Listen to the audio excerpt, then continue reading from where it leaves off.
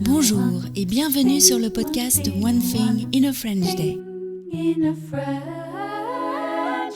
Aujourd'hui, mercredi 8 janvier 2025, cet épisode, le numéro 2456, s'intitule « La soirée au théâtre, la promenade le long du canal ».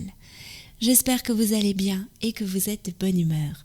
Je m'appelle Laetitia, je suis française, j'habite près de Paris et je vous raconte au travers de ce podcast un petit bout de ma journée.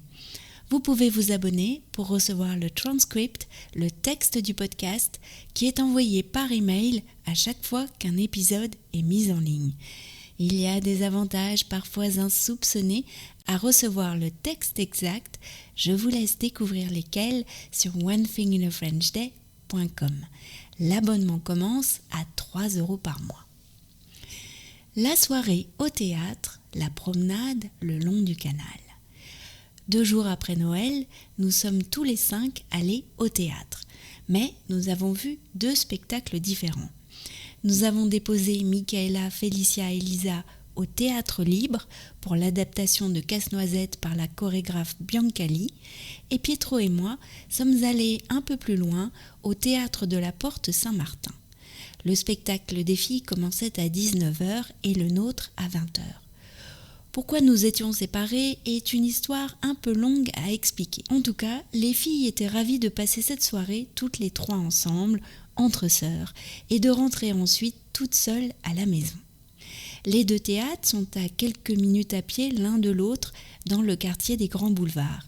Pietro et moi étions donc en avance pour la représentation.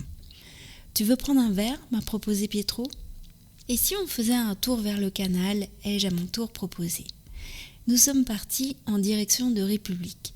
Il ne faisait pas particulièrement froid et il y avait pas mal de monde dans les rues. C'est un quartier assez animé.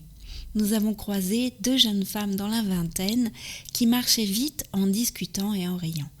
En passant à leur niveau, j'ai entendu que l'une d'elles a dit à l'autre « Au fait, ça t'avait gêné que je t'offre une robe d'occasion pour ton anniversaire ?» « Qu'est-ce que l'autre a répondu ?» m'a demandé Pietro quand je lui ai répété ce que j'avais entendu. Mais pas lui.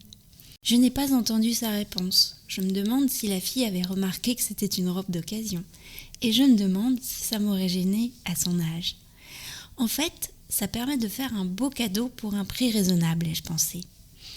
Nous avons tourné dans la rue Beaurepaire avant la place de la République. Nous sommes passés devant un chocolatier dont j'avais entendu parler parce qu'il faisait pour Pâques des moulages en forme de loutre vraiment jolis. La vitrine était sobre, blanche et lumineuse.